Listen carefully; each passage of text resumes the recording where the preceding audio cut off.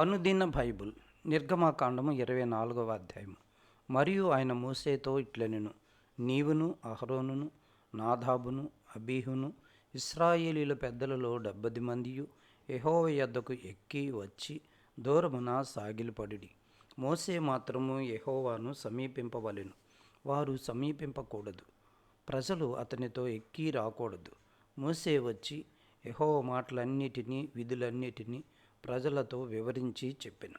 ప్రజలందరూ యెహోవా చెప్పిన మాటలన్నిటి ప్రకారము చేసేదమని ఏకశబ్దముతో ఉత్తరమిచ్చిరి.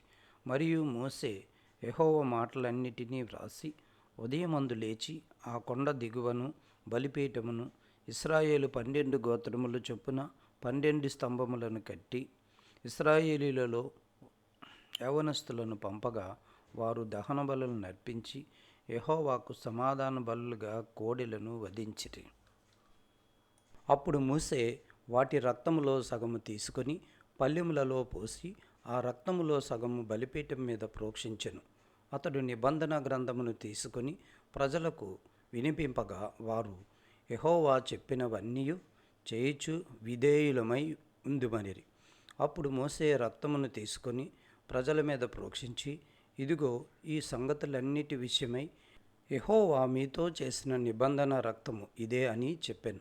తరువాత మోషే, అహరోను, నాదాబు, అబీహు ఇశ్రాయేలీయుల పెద్దలలో 70 మందియు ఎక్కిపోయి ఇశ్రాయేలు దేవుని చూచిరి.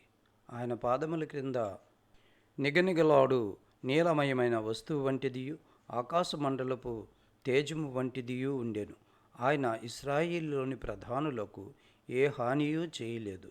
వారు దేవుని చూచి అన్నపానములు పుచ్చుకొనిరి. అప్పుడు యెహోవా మోషేతో ఇట్లనెను, నీవు కొండ ఎక్కి నా యొద్దకు వచ్చి అచ్చట నుండుము.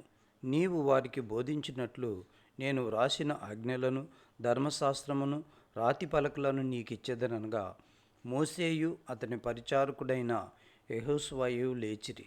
మోషే దేవుని కొండ మీదికి ఎక్కెను. అతడు పెద్దలను చూచి, మేము మీ యొద్దకు వచ్చే వరకు ఇక్కడనే ఉండిడి. ఇదిగో అహరోనును హూరును మీతో ఉన్నారు. ఎవనికైనను వేద్యము ఉన్న ఎడల వారి యొద్దకు వెళ్ళవచ్చునని వారితో చెప్పెను. మోషే కొండ మీదికి ఎక్కినప్పుడు ఆ మేఘము కొండను కమ్మెను. యెహోవా మహిమ సీనాయి కొండ మీద నిలిచెను. మేఘము 6 దినములు దాన్ని కమ్ముకొనెను. 7వ దినమున ఆయన ఆ మేఘములో నుండి మోషేను పిలిచినప్పుడు యెహోవా మహిమ ఆ కొండ శిఖరం మీద దహించు అగ్నివలె ఇశ్రాయేలీయుల కన్నులకు కనబడెను. అప్పుడు మోషే ఆ మేఘములో ప్రవేశించి కొండ మీదికి ఎక్కెను.